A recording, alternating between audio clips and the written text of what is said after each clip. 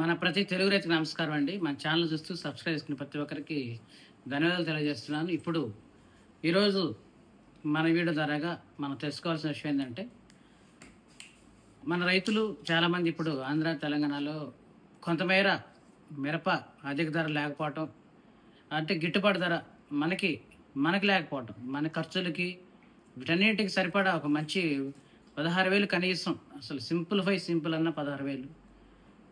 కొన్ని చోట్ల పెట్టుబడి భారీ ఉన్నాయి కాబట్టి దాన్ని బేసిస్కుని మినిమం 18,000 ఉంటేనే గిట్టుబాటు అయింది.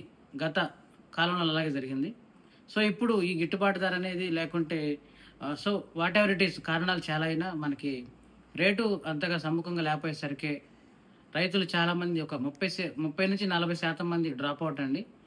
సో ఎవరైతే ఇక మిగతా 60% ఉన్నారో 60%లో ఒక 10-20 నుంచి అనేక కంపెనీల నుంచి బుక్ చేసుకోవడం జరిగింది. జస్ట్ బుకింగ్ చేసుకోవడం జరిగింది. ఓవరాల్ సేల్ అయితే ఒక 10% మాత్రమే జరిగింది. సో 60లో 10 మంది కొనుగోలు చేసిన ఇంకా 50 మంది ఉన్నారు. సో ఈ 50 మంది ఫర్దర్గా మరి వేయాలా వద్దనేది ఆలోచన చేస్తూ ఉన్నారు. సో వేస్తే ఎటువంటి వెరైటీ వేయాలి, ఇప్పుడు నచ్చేదంటే వేయాలనుకున్న వాళ్ళు మాత్రమే ఈ వీడియో మీకు యూజ్ఫుల్ అవుతుందండి. సో ఎవరైతే వేయాలనుకుంటారో వాళ్ళందరికీ నేను చెప్తూనే వస్తున్నాను, మంచి వెరైటీలు ఎంచుకోవాలి, వైరస్ని తట్టుకోవాలి, త్వరగా కాపుకు రావాలి, కాపు దగ్గరగా ఉండాలి, పెట్టుబడి తక్కువలో ఉండాలి, చిన్న మందు కొట్టినా తీసుకునే విధంగా వెరైటీ ఉండాలి. అటువంటి రకాలు ఎంచుకోమని ఫస్ట్ నుంచి చెప్తానే ఉన్నాను.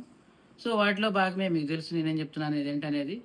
వాటిలో మనకి మృదా క్రాప్స్ నుంచి బైరోబినైన్, వెదర్ 99, అలాగే ఫామ్ టెక్ నుంచి 15-16, తేజాలకు వచ్చేసరికి ఈ కోణంలో మీకు చెప్పుకుంటూ వచ్చాను.